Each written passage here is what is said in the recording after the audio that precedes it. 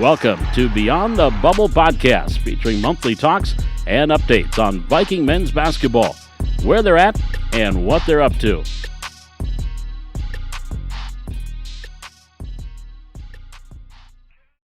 All right, welcome to the Beyond the Bubble podcast. We're on episode 3 here. I have our guest today, Matt Klabo, who played, and just correct me if I'm wrong, Matt, before I do this, but 2001 through 2000. No, I'm sorry, you went to Dakota County Botno. Yep, MSU Botno at that time. So then you played here from 2003 to 2005? Correct, yep. 03, 04, 04, 05. 03, so those 2 years, and we're really glad to have you. You live in Valley City. Yep, never moved. Never left Valley. No. That's awesome. I mean, just telling you that, hey, Valley City's a good place, right? Great place to live. It's been good to me. It'll be 20 years this summer, actually, that we've been here. Wow, 20 years, man. 20 years. And just so what we're going to do here is we're going to talk about, your life and how you came into basketball, all those types of things, and what brought you to Valley City, what you're doing after being in the bubble, beyond, kind of a little pun towards the name here. But and then, just talk basketball a little bit. Sure. And we're really glad to have you. Yeah, happy to be here. Yeah. So let's talk about it. Where are you from? Where were you born? All those types of things. So I moved around quite a bit. My dad was an administrator, so I went to 4 or 5 different schools. Okay. I ended up graduating from Garrison High Garrison. School. Yep. Okay. They're actually in the regional championship today. Are they really? Yep, I think they play Shiloh. Yep. Okay, so a Class B school? Yep. Class B school, Garrison. And you said your dad was an administrator. Yep. So was he like an athletic director or was superintendent? Yep. So he jumped around a lot of schools, Quite a bit, yep. Do you remember some of the other schools? Yeah, so I started in Halliday. K through 12, then I went to Alaska for a year. Okay, that's going to be interesting. We're going to have to talk about that. Moved back to Pembina for 1 year, then Edinburgh. Okay. Almost got Goldseth, then Garrison. Wow. Yep. Lots of small towns. Lots of small towns. Yeah. So Alaska. Yeah. Where in Alaska? Whittier. 60 miles south of Anchorage, right on Prince William Sound. Okay. Do you remember a lot of that, or? Yeah, quite a bit. I mean, that imprinted on me pretty big. I was 9, third grade. Okay. I remember shooting threes up in Alaska, Mm-hmm. right? That was when you're just strong enough to start being able to do that. But, it was quite the experience. Not a great place to be as a kid. Sure. You're kind of isolated. The only way in was to drive your vehicle on a train car, to go through 2 mountains, literally through a tunnel, to get to the city. Really? Yep. Since then, they've built a road through the tunnels, and we now, right? I took my family up there the summer before last on a vacation, and we checked it out. Cool. Yep. On our way to where we were going. Did you go see like your old house and all? Everybody lived in an apartment. Really? We were on the 9th floor. Wow. Yep.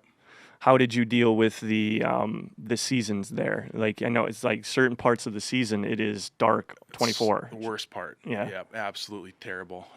If you're outside, it was light in the winter from what I remember, from like noon to 3. Yeah.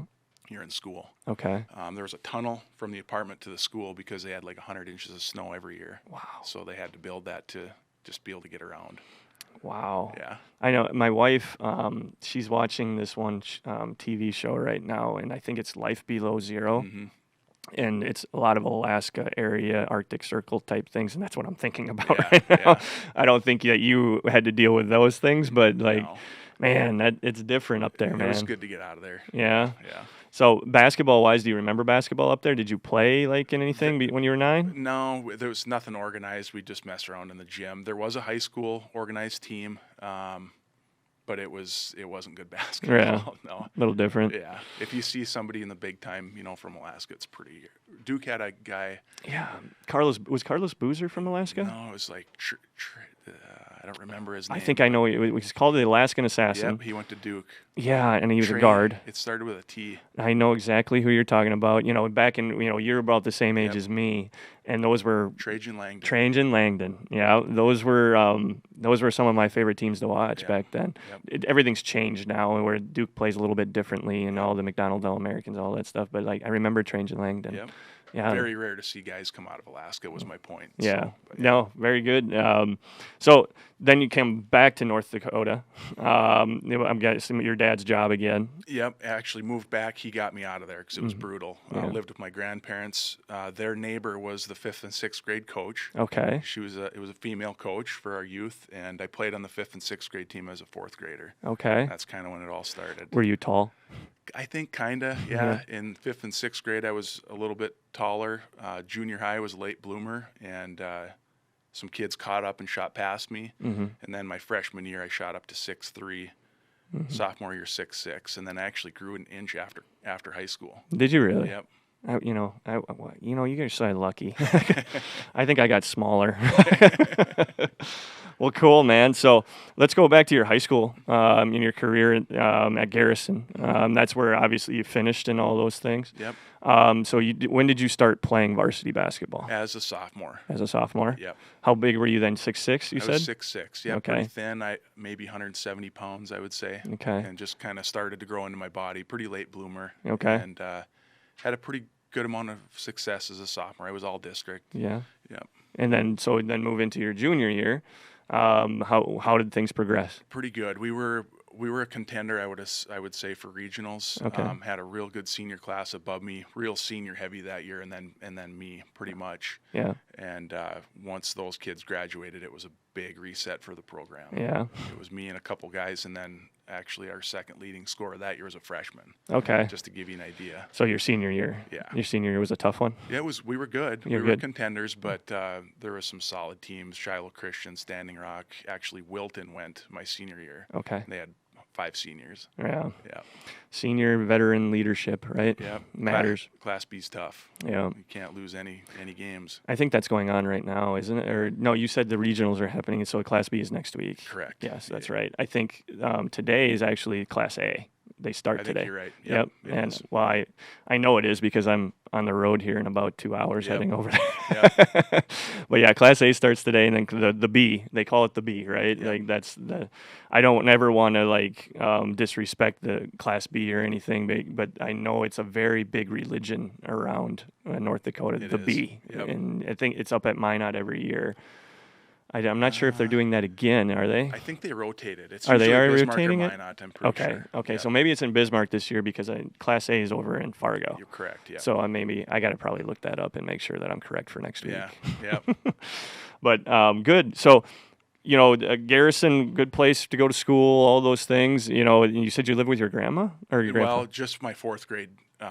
Just year in that Pembina. year. Then my dad took a job in Edinburgh. Okay. And I was playing ball there in 5th and 6th grade. And so he came back had and a lot of success there. Okay. We were good. Yeah. Coach was our 6th grade teacher, and we pounded a lot of schools. Yeah. You don't forget that even if you were in 6th grade or Yeah. whatever it is. It's like you remember those times. So it was fun, right? Yeah. That was your winning's fun. So Yeah. It was like, I think this is what I like to do. Cool. Yeah. Did you play any other sports? Yeah, I played football. I threw javelin and track. I played baseball a little bit till I was about a sophomore. Golfed my senior year because we got out of a lot of school. Barely made varsity.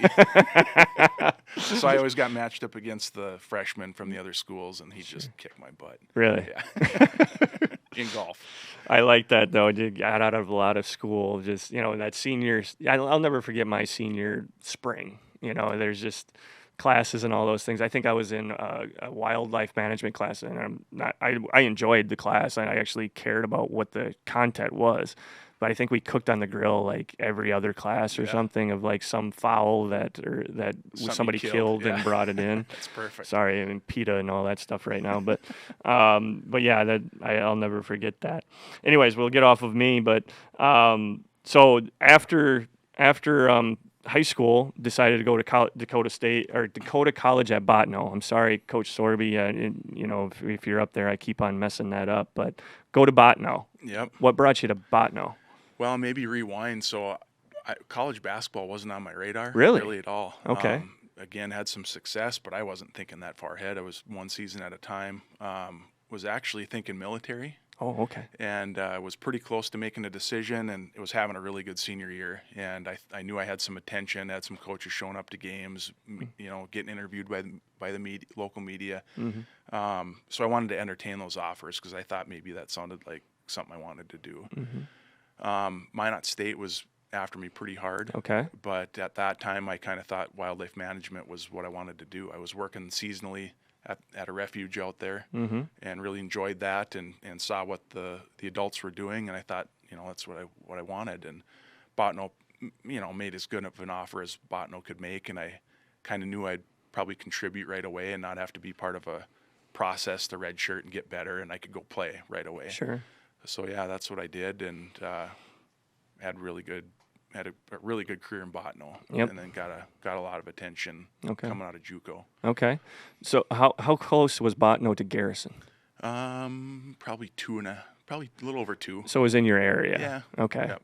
I'm trying to think of where Garrison is. That east or west of It's Botno? south of Minot, like 45 miles. Okay. Right Yep. on the lake. Okay. I got it now. Yep. I got it all And I figured think out. we're an hour and a half to Minot, so a Okay. couple hours. Okay. So that kind of drew you there. I mean, obviously kind of local to you and Yeah. all those things. Who was the coach at the time? So Jason Harris ended up being the coach. Funny story, the coach that recruited me, I had already signed my letter, left. Oh, really? So now I get this new coach, and I didn't know anything about him. Wow. One of the best coaches I ever had. Really? Yeah. He was The guy that tremendous. didn't recruit you and Yep. you inherited. Yeah. Right. Just would scream at me, but just, was behind me 100%. And Right. it was kind of built the team around me, I felt like, a little bit. And it was a real good experience. I kind of had that happen to me at Hamlin University. So the guy that recruited me, I played under him for 2 years. He got let go. And so then we inherited a new coach. Barry Wohler was his name, and Dan Perrell was his assistant coach. And those guys were awesome. And not to say anything bad about my previous coach during that time either, but just to kind of get, there was a fresh perspective of certain things and all that stuff. And yeah, those guys were awesome. Yeah. And it's kind of weird how that happens. Yeah.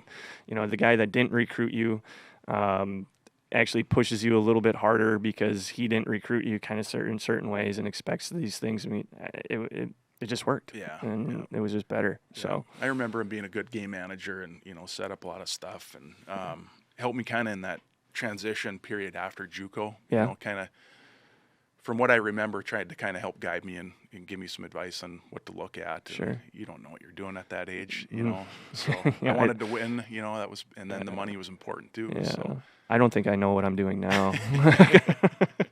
There's days where my wife looks at me and I'm like, yeah, my fault. But good. So let's talk about a little bit of that transition period from junior college to a 4-year. Is that kind of what you're talking about in Yeah. that transition? Yeah. What do you mean by that transition period? Well, I had UND, NDSU both wanted me to walk on. Okay. Financially, I knew it wasn't possible. I was paying my way through college, in addition to scholarship, and probably one of the most responsible decisions I made at that age, and I can't give myself any credit for doing it. I just kind of went with my gut. Mm-hmm. And then Crookston, it kind of came down to Crookston and Valley City. Okay. And Valley City had a good housing opportunity. They were good the year before. Played at that time, it was a DAC 10, which was really a fun conference. Yeah, I've heard really good things about that conference. And it was competitive, and we were spread out. It was very heavy in the Midwest. And Crookston was really, really expensive, and I was kind of thinking wildlife aviation there. Oh, okay. So it was even more expensive because they kind of worked with UND on that program. And they were a floor mat team. They were last in the Northern Sun? Northern Sun, Yep. I think, at that time. Yep, I think it just came about, the Northern Sun Conference at that time. Yeah, they had a kid, I don't know if he was a junior or senior, this is way back, a long time ago, but he was scoring like 35 a game, and they were last in the conference. And I'm like, something's not right there. And He's going to shoot it every time. Yep, and ended up at Valley City. Okay. So had a good housing opportunity, and they didn't have wildlife management here at the time. Really? So I focused on biology, thinking I'd make that work. I didn't know that, because it's a really big major here now. Yep. And that's, to know that they didn't have it here at that time, and it's exploded here. Yep. Really? Huh. So that transition period, you decide to come to Valley. Obviously, money and then housing and all that stuff was a big thing into your decision, which is a lot. Very affordable. Yeah, and that's a big reason we get a lot of kids here too, and that's a good thing. Yep. Like I went to a school that cost a lot of money, and I look back at that and I'm like, when I remember writing that last check to pay off that debt, I'm like, God, that took a long time. Yeah. But it's good. I mean, everybody's path is different. Let's talk about like the play transition. Was there much difference coming from Bottineau to Valley? Huge. Yeah. I played point guard my sophomore year at Bottineau, probably 4 or 5 games. Okay, how tall are you? 6'7". You're a huge point guard. Yeah. Well, and rewind again, credit to my coach. Yeah. I remember 2 of the games we played tribes. Okay. Their 5, who was going to guard me, was like 6'1", 230 pounds. Okay. And slow feet. So he's like, Klabo, you want to play point guard tonight? And we ran a motion, wing entry, screen away, simple offense. And he goes, if you got the kid and he's too tight, just take it to the rim. Yeah. And just, went crazy on him, won both those games, and he just, played on a mismatch. Yeah. But anyway, I played predominantly kind of a wing, a 3 up there. Okay. I'd go You're inside. still a big wing, man. Yeah. That's huge. But I shot the 3 a lot, and Okay. I would put it on the floor back in my thinner days. And came to VCSU, and I started my junior year and was our 5. Okay. Okay. And we ran. I'm trying to think. We ran a motion here, but we ran a high-low motion. Okay. I weighed 195 pounds, and I'm Okay. banging in the Big Ten or the Big Ten, The the DAC 10. 10. It was a pretty rude awakening. Sure. And we had a real good post from Kensel, Brandon Bate, I mentioned earlier. Okay. So he and I were playing high-low, and he's 6'4", I'm 6'7", and he had a good base and was able to play that. But we'd run into some big guys, and it was tough. Yeah. So we had to hit the weights pretty hard. So you weighed 195 when you came. Do you remember what you weighed when you left? I was 215 or 219. That's pretty good. Yeah. That's a good weight room. Yep. That's pretty good. But yeah, the reason I ask is, first of all, like, I recruit a lot of junior college to 4-year transfer type kids, and they come from different levels and all that stuff. And it's just good to hear from a guy like yourself to talk about how different it will be. Yep. The level. Sometimes kids, like when they come from a high-level junior college or anything, they think, you know what, coach, this is going to be easy. Yeah. And I'm like, for some, not for all. Yeah, way more physical. They let you play more. Like, the refs didn't call nearly as much. But junior college, I felt like, was more of a run and gun kind of league, and score a lot of points, play less defense. Yeah. Not very physical. Let guys shoot, but officiating comes into it a little bit here and there, where it's just like you said, they're not going to call certain things, so kids get frustrated quickly. Yep. And it's like, well, that last year that was a foul. And I'm like, it's not here. Yeah, you better finish. You better finish it. You got to go through the chin and get it on the board. Yep. So I'm really appreciative to talk about that. Hopefully some of my guys are listening in regards to those things. But who was your coach at Valley? Who recruited you here? Adam Dehan. It was Dehan. Yep, Okay. and then Wolski was the assistant. He's up in Carrington now. I think I know he's big on the fire department. I don't know what else he's doing, but he's got a son about my kid's age, so I run into him occasionally. Oh, cool. So, but yeah. Dehan, okay. Yep. And I think I remember that. I mean, we had Ty Terry on last episode, and he always talks about you in regards to being a great teammate and all those things. And that's why you're sitting here. I'm like, okay, I got to get Matt on. Yep. I got to talk to him. But so you and Ty were on the same teams. Came in the same year. He was a transfer in as well. Okay. Yep. I think he went to San Antonio, then SU, and then here. Yep.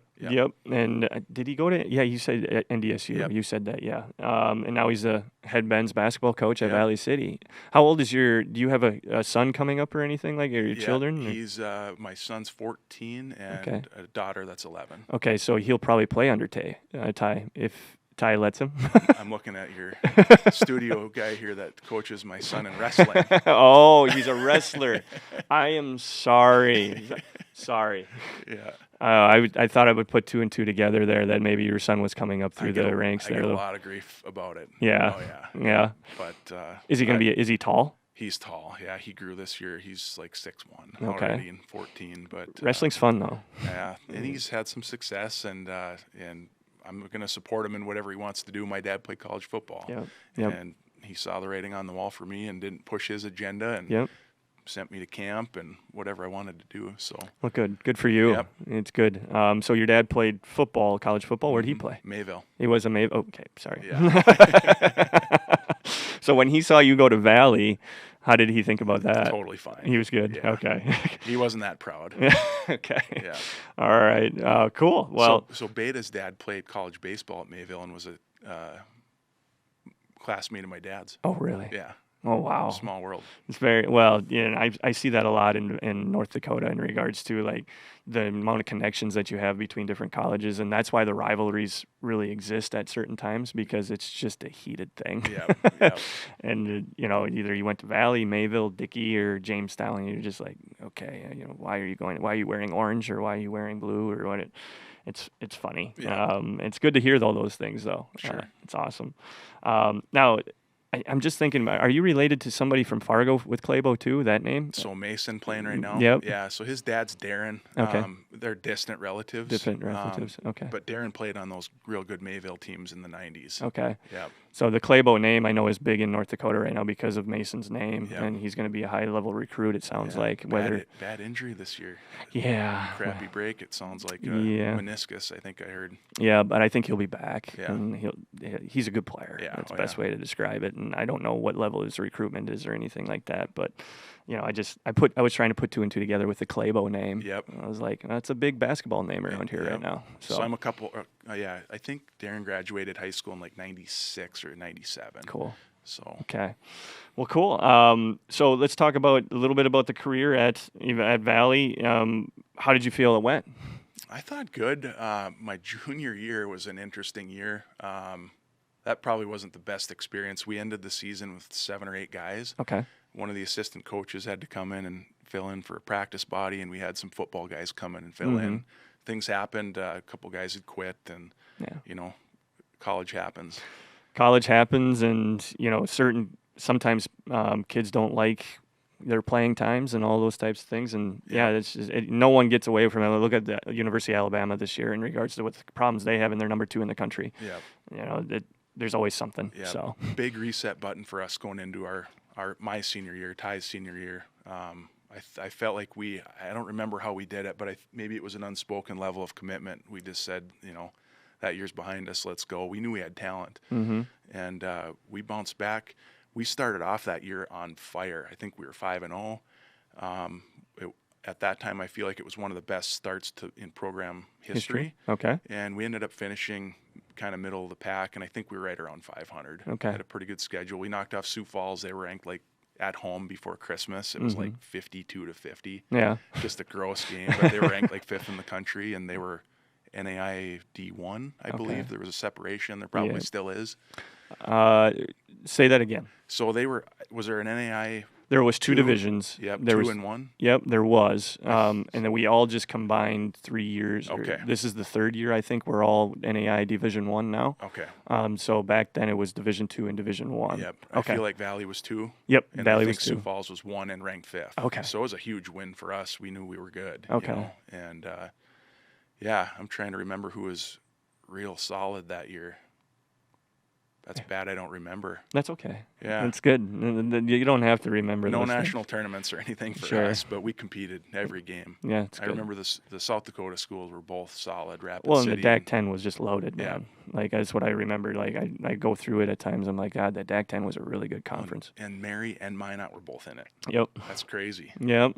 And I kind of wish some of that would come back, to tell you the truth. And I know, like, I think the North Star, like, our league right now is really tough. I mean, the parity in the North Star, like, I remember last year we finished 2nd in the conference, and if we would have lost like our 2nd to last game or something, we could have ended up 6th. Okay. That's how tight it was. Oh, it was unbelievable. Yep. And this year I thought it was kind of the same way in certain ways, and I thought, like, okay, the team that went to the national tournament last season, they finished 5th with all their guys back this year, and I'm like, did our league just take another step up, or what? What is this? And we finished 2nd. We finished 4th this year, and I'm just like, it was a grind, man. Yep. And I was like, God, every game, and if you mess up once, like, you could finish like 6th. Yeah, I felt like we were that way. In fact, I remember now we lost our last game of the year to keep us from getting into the playoff. Right. It was that tight. Yeah. It came down to the last game, but we split with Minot. We split with Jamestown.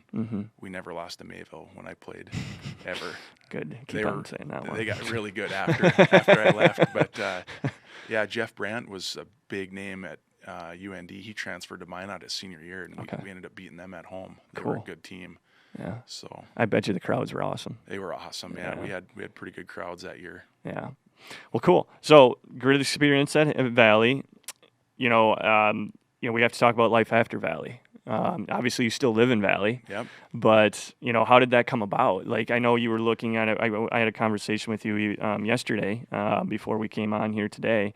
Like, thinking wildlife management, right? Mm-hmm. That was kind of right out of college, and then something changed, right? Yeah. So I'd worked for the Wetland Management District in the summer, just north of town. It's part of the hatchery, but not associated with the fish hatchery. Was kind of waiting around. My wife Cynthia graduated a year after with a teaching degree, so I had to kind of stay put, and I felt like ultimately I would probably kind of have to follow her a little bit with wherever she'd teach potentially. So she graduated in 06, interviewed all around the state. Long story short, got offered 4 or 5 different places, including Valley City. Oh, awesome. And at that time, and still today, amazing place to teach. And ended up staying here. Worked one more summer, I believe, for Fish and Wildlife, and then ended up going to FEI after that. Worked for a farmer for one fall. Okay. Yep.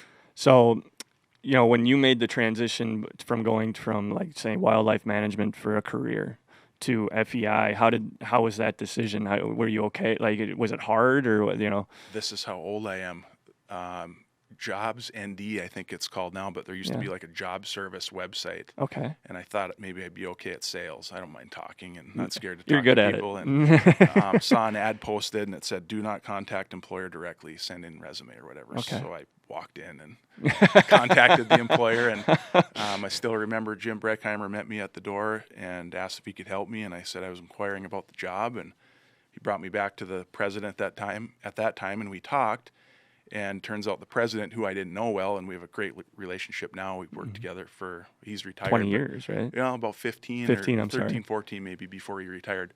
Anyway, he went to every basketball game. Really? And knew who I was without question, and I think it perked his interest, and he ended up hiring me and asked if I knew he had hired me. Yeah.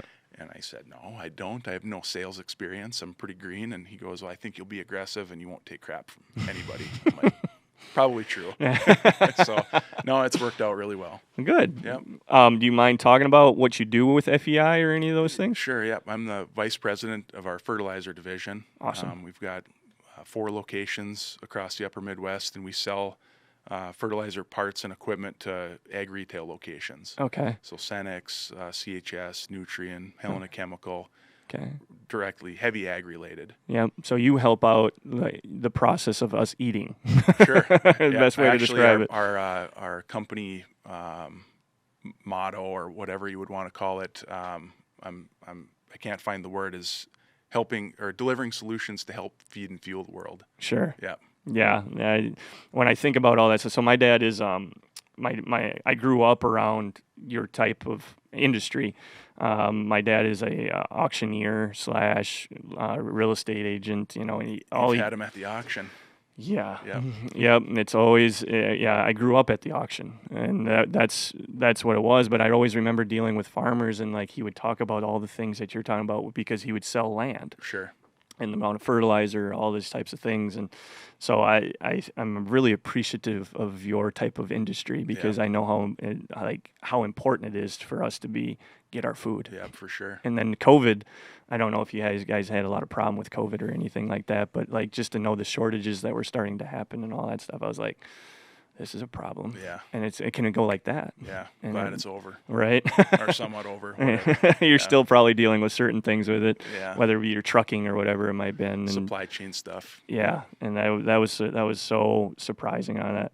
But cool stuff, man. I'm glad you've kind of found where you belong in regards to Valley City, your children, your wife. It sounds like you've got, coming to Valley was a really good thing for you right out of Bottineau. Yeah, great place to live. Yeah. Great place to raise kids. Yeah, and probably when you were leaving Bottineau coming to Valley City, you probably never would have thought that you would spend your whole life or most of your life in Valley City, right? I had no idea what I was going to do. Right? Yeah. And Valley does that, though. It's a good place to be. It's a good place to raise a family like you're doing. Yeah. And I mean, I'm currently doing it with my daughter and my wife, and my dog, I can't forget about him.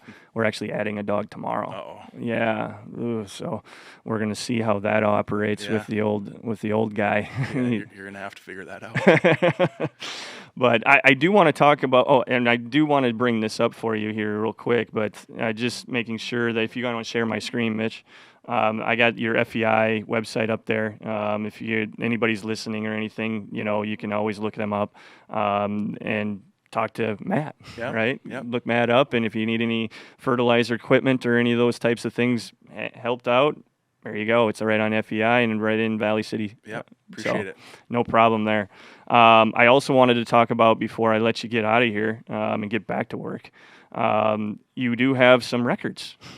I had no idea until today. Right? But we always have to talk about this stuff because I do want to talk about this game a little bit too, because this looks like it would have been one of the hardest games to watch ever played. Yeah. Just looking at this, but we've got free throws made, but also free throws attempted here, and you're on both of them. Matt Klabo you attempted 18 free throws on 10:30:04. 10:30:04, you attempted 18, and then if you look at free throws made, you made 13 of those 18. But also, there's other guys in there. Ty Terry was in the same game, and Ty had 16 free throws attempted, and he made 14 to 16. If we just talk about you two, there's 30-some free throws that were attempted just by two players. That's a lot of foul-outs. Right. The home opener against Great Falls. It was at home. That kind of set the tone. Yeah. It was an overtime win. Yeah. Yeah. So, you were like, was it hard to play in that game? If you remember it? I remember I had a lot of energy. I remember being done with the game, and I was like, I could go again right now, and actually hit the game winner. Did you really? There used to be a poster in the bubble of that game winner. Really? It was up for quite a while. I'll try to take a look and see if it's somewhere. Yeah, I'm sure it is overtime win, but I can't remember. DeHaan drew something up, and Ty was supposed to get in the paint and hit a jumper, and my guy sagged on him, and I was standing probably where I shouldn't have been, just getting the heck out of the way for Ty to make it happen, and he dished it to me, and I let her fly, and that was it. Sounds like Ty was good at finding people. Yeah. I think we talked about his records here, and he was like, I can't remember, but third or fourth on assists, and he only played here 2 years. Yeah. And I'm like, man, he imagine got his points too, but Ty was solid. Ultimate team player. And it sounds like, I'm sorry, I want to go back to that game, but it sounds like both of you guys were really good team guys. Yeah. And just listening to you and listening to Ty and talk about how, hey, we got to go, we got to do these things. It sounds like you guys had a really good culture in regards to leadership. So. Yeah, leadership. There were no egos, on the team, and we enjoyed each other, and I felt like played pretty well off each other and played as best as we could. Yeah. But so the game, and obviously you didn't know this or anything, but is that what you remember about that game besides hitting the winner? Do you remember getting fouled that much or going to the free throw line that much? I feel like a lot of guys fouled out. Yeah. And I feel like we were down to guys where Ty and I literally didn't get a break. Yeah. So we just, and I wonder if it was a 2 overtime game. It could have been. So we had played a ton of minutes, and we were just, should have been tired, remember? And I was like, I feel like I could still go, but must have just been an adrenaline rush from, but first game of the year is always an adrenaline rush too. Yeah, in Great Falls, Montana, I think that's the only time we ever played them, and they're coming down, and we didn't really know what to expect. And in my experience in junior college, Montana was super physical basketball, and they brought it and played and knocked them off. And I think we won our next 4 after that. They're no longer called University of Great Falls. They're now called Providence. Okay. So if you ever are looking them up or you want to kind of nostalgia or anything and remember them, sure. It's the same school. It's just they changed their name, and they're no longer Great Falls. Yep. So. And I remember talking to, I think it was Ryan Cunningham after the game, and I'm pretty sure Ty and I were on the air, and he'd asked what we had changed because my junior year was a struggle. We didn't win much, and we kind of gave the credit to our off-season work and putting the time in. That's what it sounds like just listening to you two. And that team was all about hard work and try to make something out of it. Yeah. And that's good. And hopefully my guys are listening again because we're starting that process next week, and we got to make sure that have that edge to us. Yeah. And you don't just show up in October and just expect good things. You got to have the edge to you for about 6 months. Yeah. And kind of make it something. Somebody else is working if you're not. Right. All the time. Well, Hey, I really appreciate you coming on, Matt. We're going to do this again. Sure. And there's going to be another time where I ask you to come back on and give us some updates or whatever, talk some other things that maybe we didn't get to talk about today. But I really appreciate you coming on. We'll bring a letter of intent for amateur basketball. Get your signature on there. I'll do it. Yeah, I will do it. So good. I just got to make sure it's okay with wifey. Yeah. And this one, I remember when I signed my first letter of intent, there was no girlfriend or anything being thought about, and now I have to incorporate. Hey, can I go do this on a Wednesday night? But hey, I really appreciate it. Thank you. Yep. If you guys need anything, let us know. Sounds good. My pleasure. Thanks, man. Who are they really serving? I want big smoke, wolfing on the net, but up in person they got strep throat. Here to make a lot of threats, but they don't never step though. Yeah, I'm a believer, by my dollars feel like Creflo. They gon' say that I